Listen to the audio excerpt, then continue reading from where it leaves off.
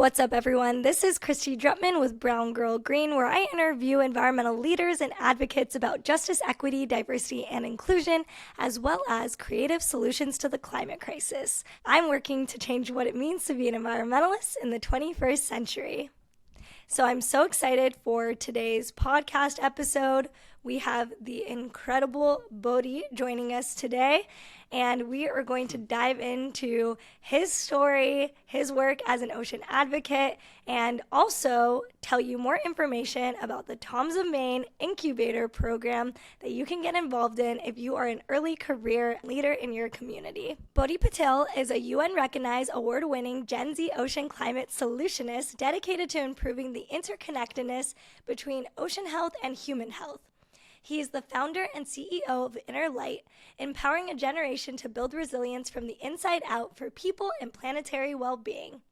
He is co-creator and co-founder of Ocean Uprise and Sea Dragon Studios and advises several love-based climate organizations on a mission to protect our blue planet.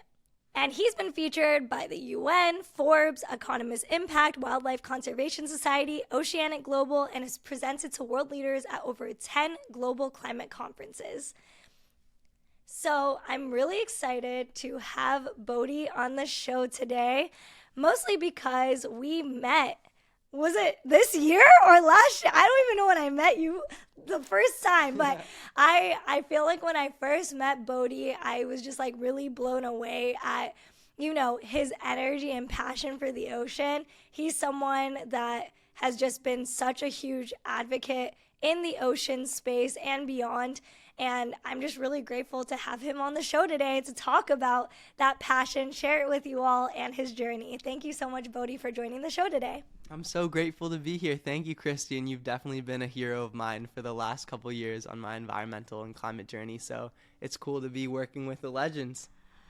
Amazing. Well, let's just dive into your journey. Can you tell us how you first got started as a youth activist working in the ocean space? Absolutely. So I was born in Washington, D.C., and then I moved to Jakarta, Indonesia. And when I was 2 till 6, I lived in Indonesia, and I went diving on the coral reef for my first time when I was 4 years old. And going out past the reef, past the drop-off, and seeing this beautiful, thriving coral reef full of many different species of coral, seeing a blacktip reef shark encircle a turtle and a school of fish, I realized that that was a circle of life. And walking out of the water that day on my 4-year-old little feet, I realized that I would dedicate my life to protecting the ocean because it's something that I fell in love with in that instant, in that moment, and I knew it would be a connective thread throughout my life. And I'm really grateful to my parents and having a supportive family that loved the ocean as well, that encouraged me to connect with that on a deep level. That's incredible. And, it sounds like you've followed your own journey and your own path. What were some of the tools or the mentors? You mentioned your parents, but what were some of the things that allowed you to build, this more lifetime career and journey towards ocean advocacy? Yeah, I think the first and most important thing that every young person and every person should know is that you have to develop meaningful lifelong relationships with mentors, and this is intergenerational, both those who are older than you and those who are younger than you and your peers. And for me, it was definitely developing a relationship with the world's leading expert and scientist on ocean health and human health, Dr. Laura Fleming, who's a scholar, developing a relationship with the ocean itself and learning that the ocean has so many different layers to unpack. Quite literally, when you look at the ocean, there's so many different depths and layers and ways of analyzing the ocean. And of course, developing relationships with peers and friends who also shared a similar connection and completely different connection from different backgrounds. And I realized the strength of a movement lies in its diversity. And I think that's a really common thread that we have. And making sure to connect with the ocean and connect with the environment in a way that's intimate and ancestral has really helped me to bring and live my work every day, even if I'm not in the ocean, even if I'm not by the coast, because I realize the same water that's within us has touched pretty much everything on this planet. It's cycled through the watershed for millions of years, and that's why we're all connected. So in terms of mentorship and having guidance, it's definitely from nature, from some inspired adult mentors, from family, and most importantly, from the ocean herself. Incredible. And can you walk us through, your work at Ocean Uprise and the UN? You've been in so many different forums as a youth voice and advocate for protecting the oceans. Could you walk us through what some of that work and some of your amazing campaigns I'd love for you to share as well has looked like?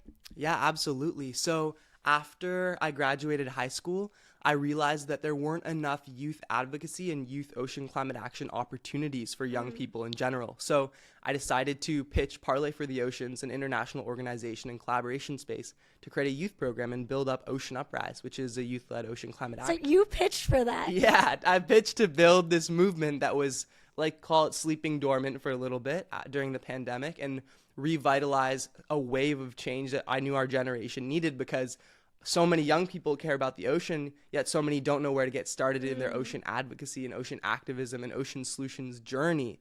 And so Ocean Uprise was a home base to do that. And now it's really evolved from me and a couple alumni from a summit we had on the North Shore of Oahu to 5,000 young people all around the world, covering over 30 plus countries, with different internships and opportunities for people to really upskill and start their careers. And what are some of the activities that folks in, your organization have done? Like, what are some of the campaigns or the things that get you really excited? Yeah, so the biggest thing for Ocean Uprise is we have an internship, and this internship basically teaches young people all around the world about how they can learn, connect, and act to protect the ocean.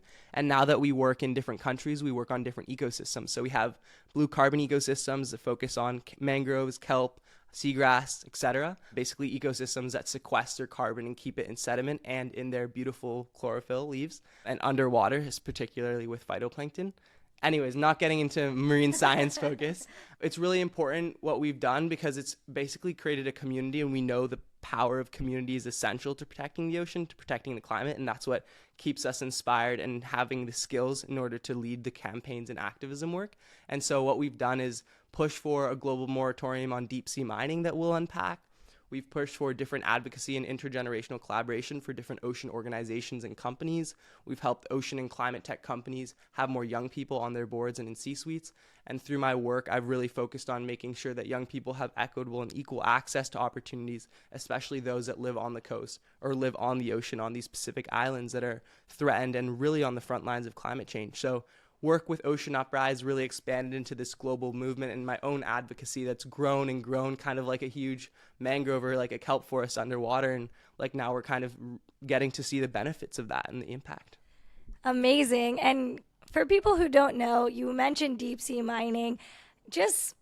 I want to do another breakdown. We've talked about this on the Brown Girl Green podcast several times. Definitely check out the deep sea mining series that I've done on the show if people haven't checked it out, to really dive into the details on this. But can you talk a little bit more on what's at stake for the oceans, including deep sea mining? What's at risk? Why should people care about the oceans right now? Yeah, so just Ocean 101, the ocean is the largest carbon sink. Of course, it's the largest body of water on the planet, covers about 70% of the planet. The Pacific Ocean covers about 50% of all water space on the planet. It's a huge, vast, important regulator for global temperature, for global climate. Of course, it sequesters and draws down and has kept the most amount of carbon in the earth for the longest period of time.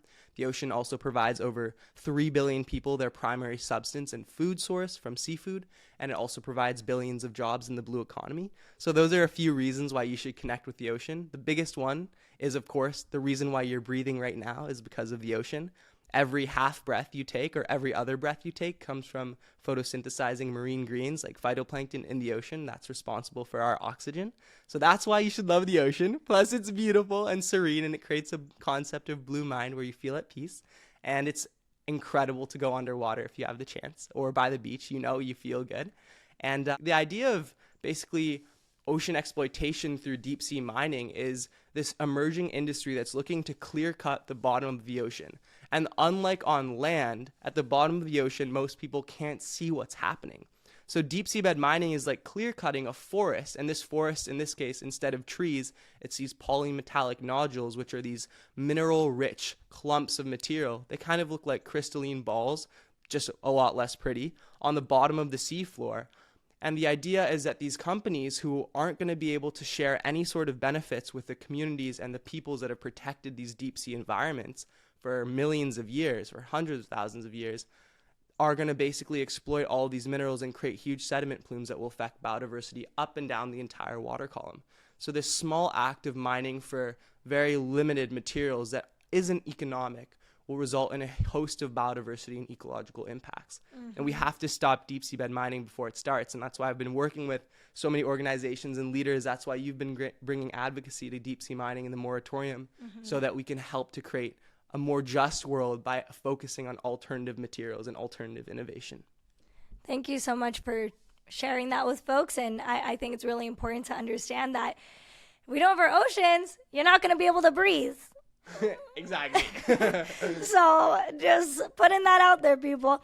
And so, I really want to talk about your courage in a lot of ways to be a leader in this space. I think it takes a certain level of awareness and resiliency, especially when youth voices aren't always the most prioritized. In fact, they can sometimes be tokenized in some of these spaces.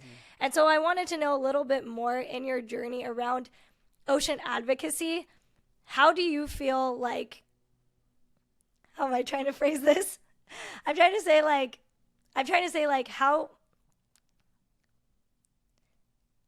how did you just take up that space? What was your journey and just being like, you know what, I'm not going to wait. It doesn't matter how old I am. It doesn't matter the level of expertise I have. This is something I care about. How did you just kind of get over those fears and really just say, you know what, this is what's right and I need to do something about it? Yeah, I would love to share my story and journey of inner light, because that's where it all started. And it definitely wasn't just one day I woke up and had courage to go and advocate for the ocean and stand up to these large organizations that are looking to exploit her. It was a long process, and one that also involved overcoming depression and a lot of anxiety and a lot of fear. And when I moved around the world, and after I lived in Indonesia, I lived in the Middle East, and then I lived on the I lived on the East Coast and the West Coast of North America. And during that time, I kind of felt like a tree that was uprooted and replanted. If you pull out a little tree sapling, you'll notice all the roots dangling. And over time, as I was replanted, I lost that root structure, which is the essence for how I capture and grow. And so when I was replanted again back to Arlington, Virginia, where I went to middle and high school, I felt like I had no roots. Even though I had a great support system of a family and resources in my community, I didn't feel like I had what I need to feel good in my life. So I was really discouraged, and I was depressed, and I was anxious. And I realized that I needed to do something in order to feel better, and it was coming to the point where I wasn't doing well in my life. So my mom, who's a health coach, taught me some really important tools. And she started with deep breathing. And of course, that's our link to the ocean. And so taking a deep breath, quite literally, can really change and slow down your heart and slow down your mind and reconnect you. And through tools for a strong body, calm mind, and vibrant spirit, I learned how to find my inner light again that seemed very clouded and dark. And I knew that there was hope, and I knew there was light at the end of the tunnel. And so me and my mom decided to create a business. So in 6th grade, I created my first business called Inner Light, and it's helping young people find the inner resiliency so they can have climate resiliency to create a healthier planet. Wow. And it's really simple because we know we need to feel good in order to do good and have a positive impact on the world. Of course, you know that as you continue to educate millions of people around the world, that is the most important piece. And so we did a bunch of workshops all around the world, in the US and Canada and India, in Lummi Nation in Washington State, and on a number of First Nations and Indigenous reserves, because youth depression and suicide rate is high.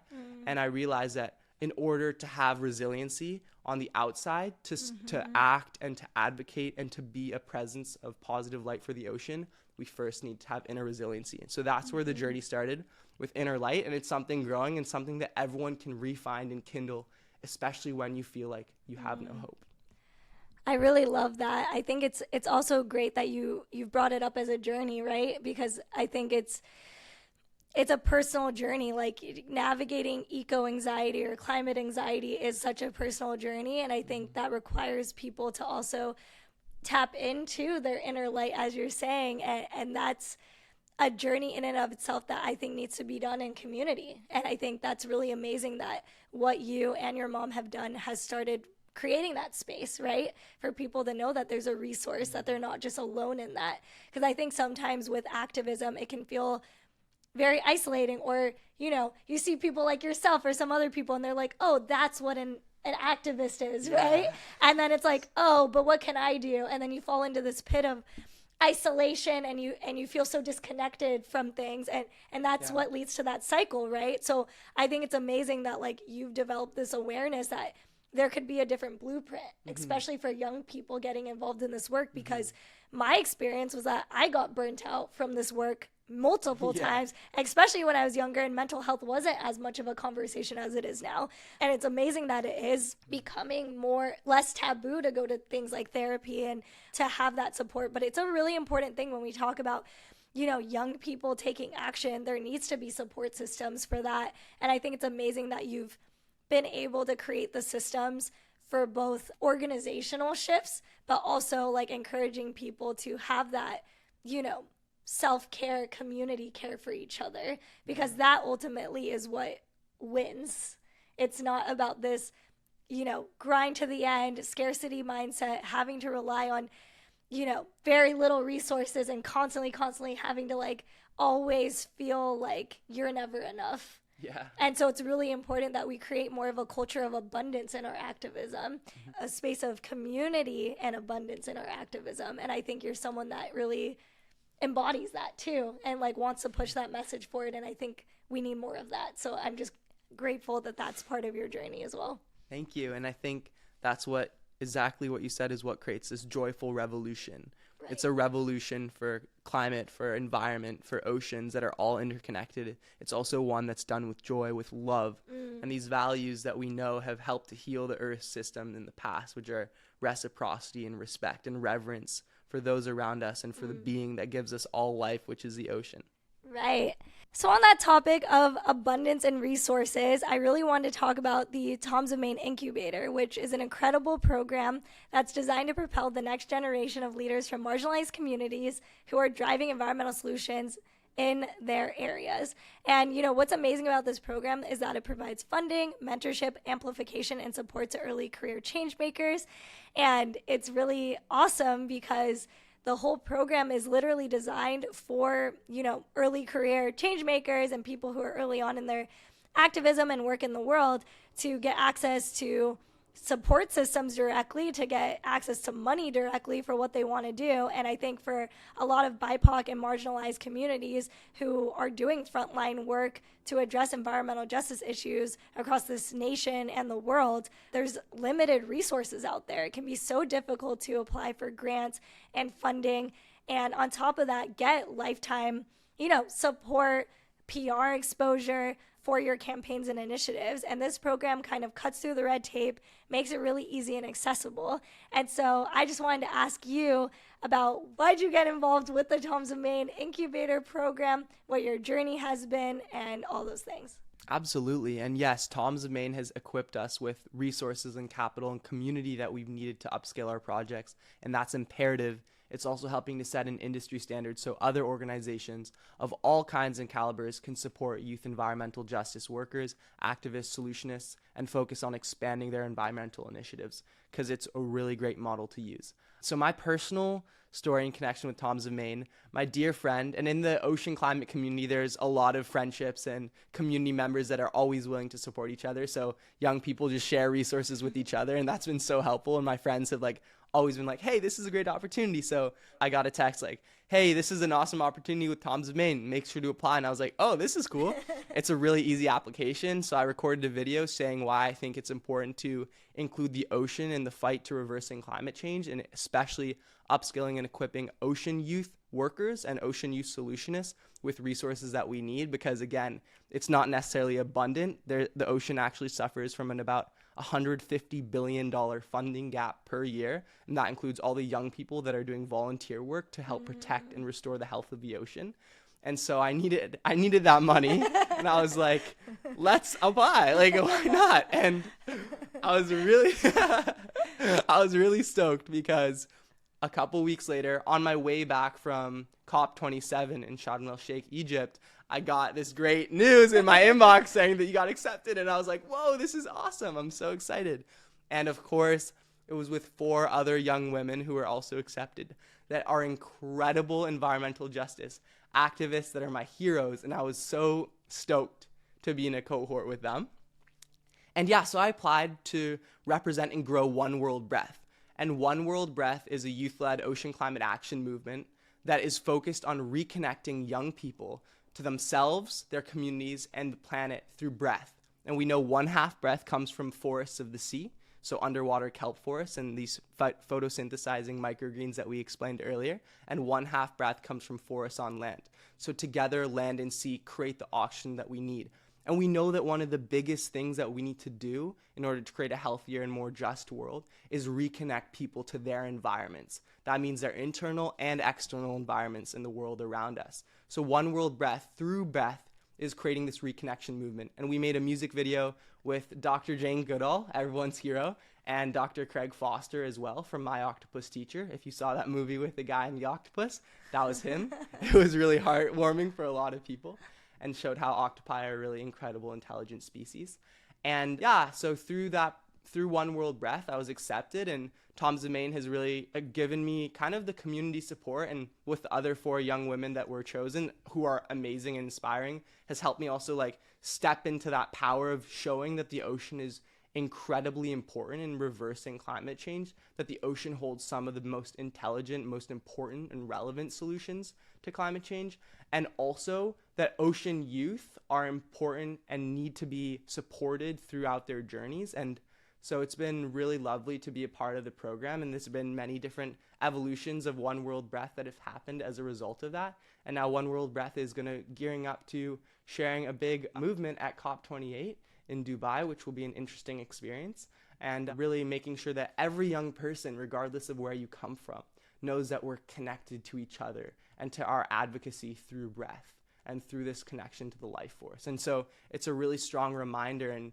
thanks to the support of Tom, we've been able to share this with the world in a more meaningful and intimate way. And yeah, for people who don't know, I was actually a Toms of Maine Incubator mentor this past year. Wanted to shout out to my mentee, Alexia, who was in the program this past year. And I was really supporting her through thinking through her journey as a grassroots environmental justice activist from Texas. And was just supporting her ideas around her campaigns, what she wants to do with her collective. And it was just really exciting to also be able, as someone who's gone through my own journey of activism, to support other, youth activists that are growing in their journey. And, I learned a lot from my own experiences, and a lot of it, coming back to what we were talking about before, was around burnout. A lot of the, I guess, advice and conversations me and Alexia have had is about how do you take care of yourself in this work. It's as much as it's about logistics on like, okay, these are the campaigns and all these things. I think a lot of, especially young people and activists, like, I think we're very good at organizing. We're good at figuring out and being very clear about what we need. But to have the actual support systems to nourish that vision, there's an imbalance there, right?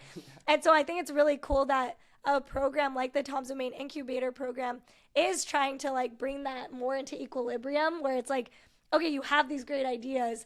You clearly know what you would do with if you were given X thousand dollar of money for your campaign. You know who you talk to, what campaigns you'd run, the petitions you would want signed, all these things. And it's like, you just need the vehicle and the people to resource and make that happen, right? And I think it's just really cool that this program exists because it has that inherent awareness of that gap, especially when it comes to equity and inclusion in the activism space. And I think it's just really impressive that a company like this cares enough to do that. You know what I mean? And necessary. Yeah, and tell us a little bit more on like, what has that support system look like for you in your work? Obviously, you've talked about, the programming and the campaigns you're running, but just more of like, the interpersonal. How's this program supported your work? I think it creates an opportunity to reflect and have the time and space and funding support to actually rekindle your inner light And for me, burnout has been evident in my life and my journey, and definitely in the course of large campaigns, for instance, against deep sea mining, for instance, against different extractive industries and pollution in ocean plastic and marine debris. And also burnout has happened when I've been pushing for solutions as well, because we completely forget that we need to care for ourselves when we're always saying, hey, we need to protect the orcas for the southern resident killer whale population in the Salish Sea because they're critical for the food source that we eat. Or, hey, we need to protect this species or this species because it's imperative to creating a healthy ocean, which is what creates a healthy planet. And when we're pushing for the health of the planet, sometimes we forget to focus on the health of ourselves. And so the program has also enabled me to flip what I'm looking at instead of always looking from me to the outside, looking from me to the inside and seeing, hey, what do I need for a strong body, calm mind, vibrant spirit? What do I need for this concept of resilience that is ever evolving and changing? And this concept of eco healing and eco spirituality and eco well-being that is also evolving and changing. And it's enabled me to spend more time connecting with nature and looking for these answers to the big questions that I have, to scale up different campaigns and share initiatives with brands and businesses in a way that's been more intimate and more involved. And I'm really grateful because it gives us this like beautiful cushion in a way, with the support and the fiscal support and also the community and the technological support in terms of different content creation that we want to do and different like campaigns that we want to develop and different media that we want to share, and even sharing with different news outlets like Forbes and different news outlets that are looking to increase the health and well-being of us through amplifying our work has been critical. And yeah, the program has been able to help One World Breath, first of all, grow, and now we're getting and sharing the breaths of millions of young people from all around the world. And it's been a continual process, and I'm starting with coastal communities and Pacific Islands because those communities are oftentimes the ones most affected by sea level rise and oceanic warming and coral bleaching and some of the largest threats that our ocean is facing. And we need to hear their voices and see their faces and connect with their breaths first and foremost. And so like the program, like you said, when you are able to flip the script and look inside and feel how you need to feel in order to go down the outside, you're not only benefiting yourself, you're benefiting every single person around you. And there's like these incredible ripple effects, just like when you throw a stone or a rock into the water, you see it ripple like out. It's so true. And that's why I think one of the biggest calls to action that I have in my work and that the program has been able to support is focus on increasing your resiliency so that you can have climate resiliency. Because we know all the things that the world is suffering right now, and we feel that pain and we feel that ecological grief, and we need to make sure that we're healing ourselves so we can heal the planet. And it's simple and it's different for everyone, and it's so important to focus on. Yeah, and I want to dive a little bit more into why you think it's so important for just straight up funding sources. Like, a big part of this episode, I wanted to talk about like the realities of funding things like ocean campaigns. And I know that you just talked about there being a big funding gap. Like, what do you feel like that kind of funding gap prevents more young people from getting, like, why do you feel like it prevents more young people from getting involved in this work?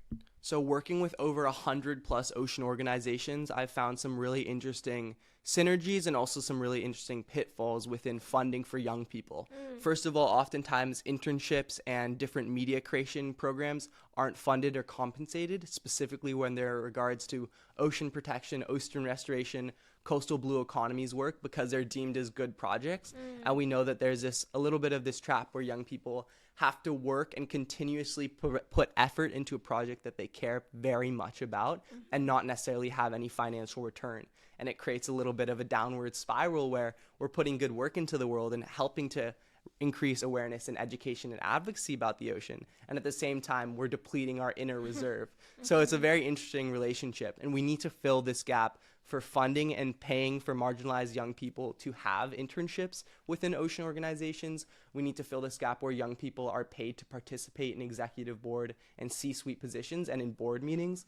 We need to make sure that young people are being supported through mentorship, not only fiscally, also in their careers and opportunities, because those are kind of the reciprocal relationships that we need to establish intergenerationally, and through intergenerational collaboration can build. And I've realized that working with all these ocean organizations, and I won't name them all because there's so many. A couple great ones are Sustainable Ocean Alliance, Oceanic Global, and Ocean Uprise. I won't name the 97 plus others for your sake. And it's been necessary to really increase the amount of resources and funding that young people have access to grow projects, to create media that's engaging about the ocean, to educate, and most importantly, to have the ability to heal and care for themselves so they can heal and care for the ocean. I love that you shared that. I think it's really important to give that breakdown for people, because I think a lot of times people are like, oh, well, if you care, then why do you need to get paid for it? And it's like, well, that's what leads to burnout. That's what leads to these turnover rates where then all the pressure is being put on young people to do all this work to protect the planet, a planet that they didn't ask to be harmed the way it has been. Yeah. They were born, many were born into this world and didn't really get to have a say on how much this planet has been exploited. Yeah. And it's like, okay, there needs to be a recognition of that, especially from organizations and entities that do have the resources, who could offer the intergenerational support through mentors, through networks and platforms and funding sources.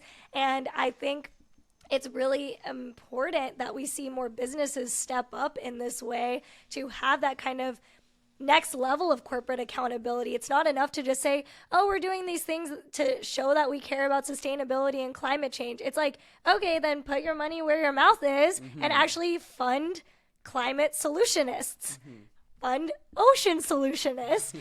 And I think it's really important that that is where we can actually see numbers. We can actually see impact, because you're not just investing in some, meta data set to prove that you reduce your carbon emissions. You're actually investing in an activist who's deeply rooted and connected to their community, accountable to those communities, and are going to be able to plant the seeds to drive longer lasting impact. And I think that's sometimes the issue with some businesses and companies. It's like, oh, we want this short-term, very quick return. Yeah. But when it comes to social change work, you have to plant the seeds. There has to be a foundation to be able to actually grow that and see that quote-unquote return in the long term. And so I think it's really amazing that, the Toms of Maine Incubator exists, because it's not really, it's strategic in my opinion. I think it's really smart that they are taking the time to invest so deeply in people that are doing the work. And I think we just need to see more of that. And it's amazing that they're setting the precedent for that as a company, because that, to me, that is true corporate accountability. I 100% agree. And I think organizations can show their support to young people by creating and establishing and using existing models like the Toms of Maine Incubator program has created, so other organizations can follow along. And kind of this is like flying a flag for true environmental justice principles, because it's showing that you're putting your money where your mouth is. All the points Christy mentioned are spot on, and we just need a whole new wave of organizations supporting, funding, and equipping young people with the resources they need to have an impactful response on the health of the ocean, the health of our climate, and health of our planet, which are all inextricably linked. Amazing. Well, thank you so much, Bodhi, for sharing all of this. And I just want to have you also share, why should someone listening today apply to a program like the Toms of Maine Incubator? Yeah, so obviously for all the wonderful reasons we just mentioned, and someone should, young people, you should apply for the Toms of Maine Incubator, because you have access to this incredible support system and this emerging community of creatives, creators, influencers, and most importantly, community members that are willing to support your work in a much deeper way than what you might perceive. And for me, this has meant establishing really lifelong friendships and relationships with people like Christy, who are not only leaders in their field, who are also dear friends and people that you can say, hey, I'm not so feeling so great about this. Any tips? And she'll be like, yeah, of course, do this and this. And it's we're building these active relationships, and those relationships are what's helping to heal our work and ourselves so that we can have our impact. And this whole internal external piece that we really hit home today is so important, because that's exactly what being a part of these programs gives you the opportunity to do.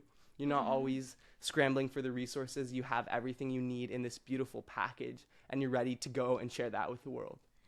I love that. And to finish us off more officially, what advice would you give to individuals, especially people who come from BIPOC and marginalized backgrounds, who want to get into ocean advocacy but don't know how to start and maybe feel like they don't know if their voice is going to be really heard? What is your advice to those folks who may be listening today?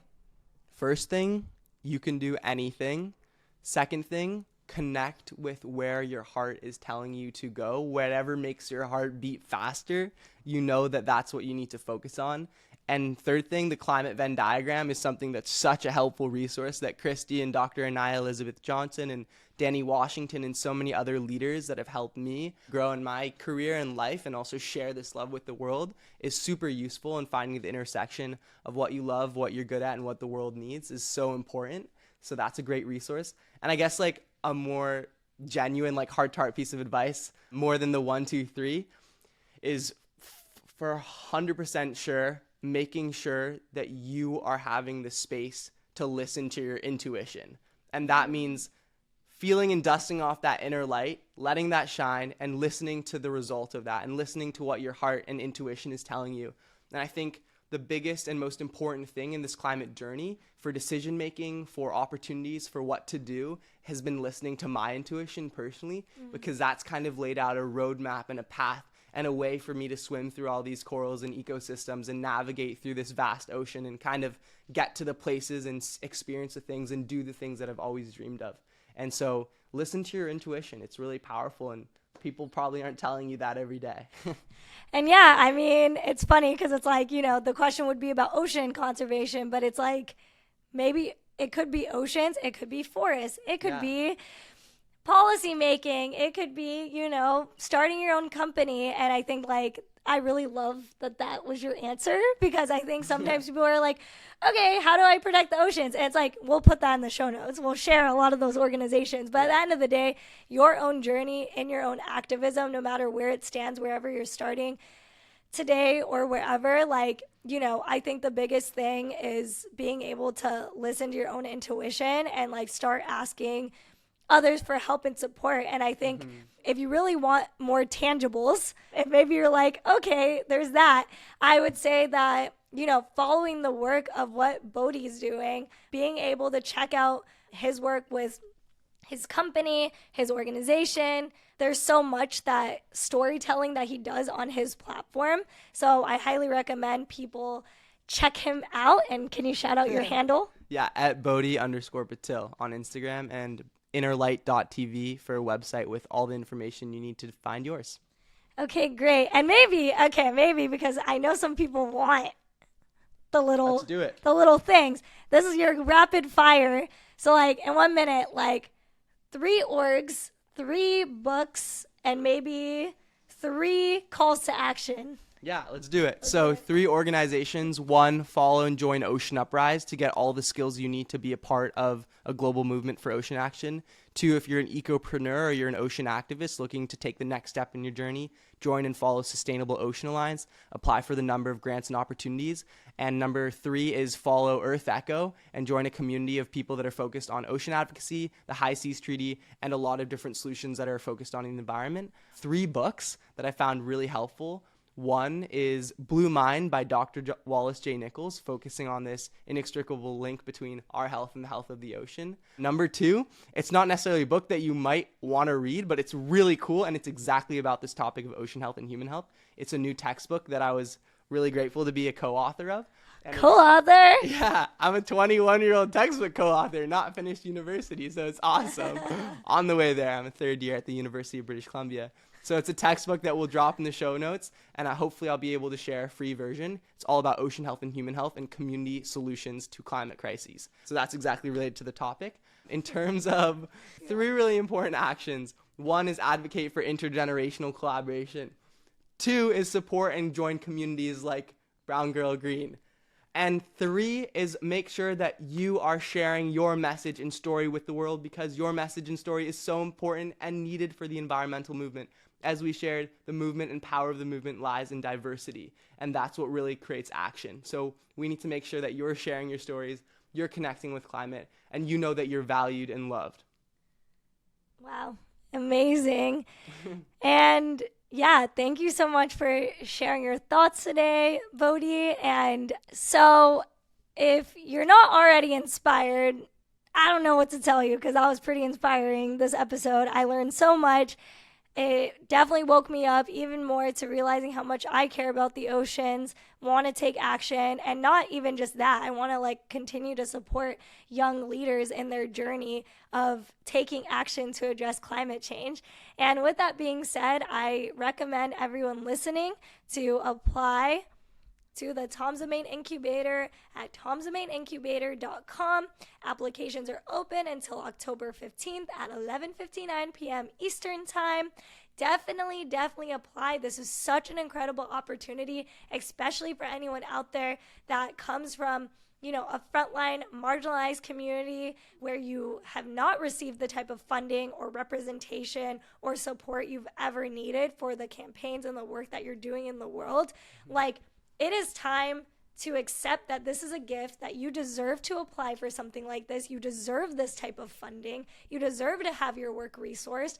And I think for some of us who come from BIPOC and marginalized backgrounds, we have this imposter syndrome. We sometimes feel like we don't deserve the funding. I'm just going to continue to struggle in this.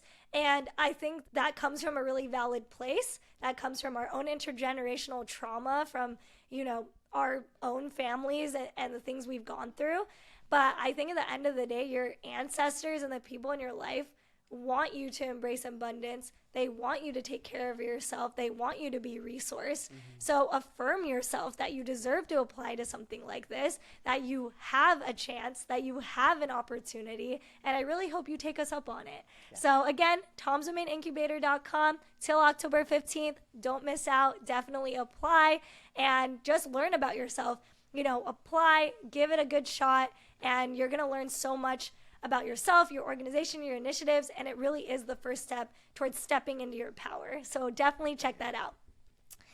And for everyone listening to this show, thank you so much for listening to another episode of the Brown Girl Green podcast. I'm your host, Christy Drutman, and I interview environmental leaders and advocates about diversity and inclusion, as well as creative solutions to the climate crisis.